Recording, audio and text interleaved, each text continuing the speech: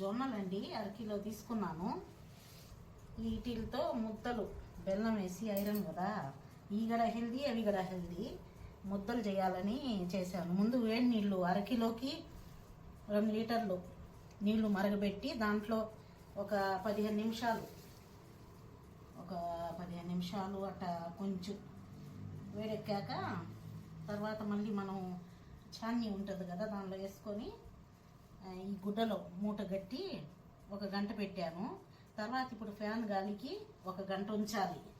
తర్వాత నేను చూపిస్తాను. మనం ఆరబెట్టాక ఇప్పుడు ఈ జొన్నలు పాప్కార్న్ చేయాలి. ఇలా మూత వేసుకొని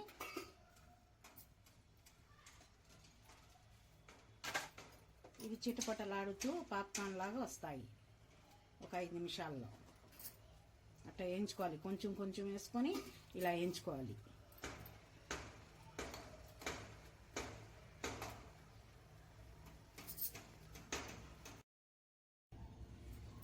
ఈ పాప్కార్న్ మాదిరిగా ఇట్లా అయిపోయాయి. ఈ ఉప్పు కారం వేసుకొని మనం పాప్కార్న్ లాగా అయినా తినొచ్చు, వీటితో లడ్డూలు అయినా చుట్టుకోవచ్చు, ఈ బొరుగు ముద్దల్లాగా అయినా చేసుకోవచ్చు. 5-6 రకాలు చేస్తారు. హెల్దీ ఇది జొన్నలతో. 4 కప్పుల జొన్న పాప్కార్న్కి 1 కప్పు నీరు, 1 కప్పు బెల్లం వేసా పొడి, నువ్వులు వేపుకున్నాను సగం కప్పుకు పైన.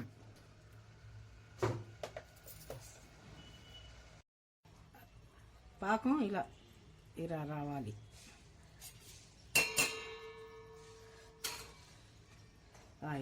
ఇలా జిగురుగా రావాలి. గులాబ్ జామ్ కంటే కొంచెం టిక్కుగా. తర్వాత ఇప్పుడు వేపినవి నువ్వులు ఇవి వేయాలి.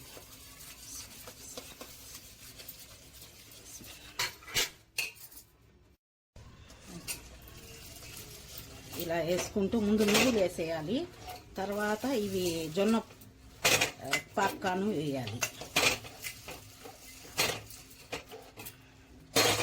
మన వేసిన 1 కప్పు బెల్లానికి ఈ వచ్చి నువ్వులు కొంచెం సగం కప్పు, తర్వాత వచ్చి ఈ జొన్న పాప్కార్న్ వచ్చి 3 కప్పులు, అన్నీ కలిపి 4 కప్పులు 1 కప్పు బెల్లానికి. ఇప్పుడు కిందకి దింపి చల్లారాక లడ్డూలు చుట్టుకోవడం. ఇలా ప్లేట్లో వేసుకొని మనం లడ్డూలు చుట్టుకునేది. జొన్న లడ్డూలు రెడీ. మంచి వేడి మీదనే ఇలా చుట్టుకోవాలా. చిన్నపిల్లలకి ఇష్టంగా తింటారు. మంచి హెల్దీ. దీంట్లో ఏముంది, కొంచెం నువ్వులు, తర్వాత జొన్న పాప్కార్న్స్, కొంచెం బెల్లం, బెల్లము. ఇలా పిల్లలకి ఇస్తే స్కూల్కి పోయి వచ్చి బాగా హెల్దీగా తింటారు. ఇలా అంతే. ఇవి జొన్నలు నువ్వులతో లడ్డూలు, బెల్లము అది వేసి ఐరన్ మంచిది. లడ్డూల్స్ ఇప్పుడు కుడుములు కూడా తయారు చేసి పెడతాను.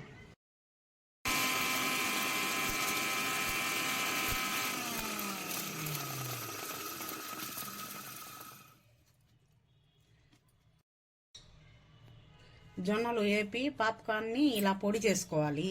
వీటితో నేను కుడుములు చేస్తాను, పప్పు కుడుములు.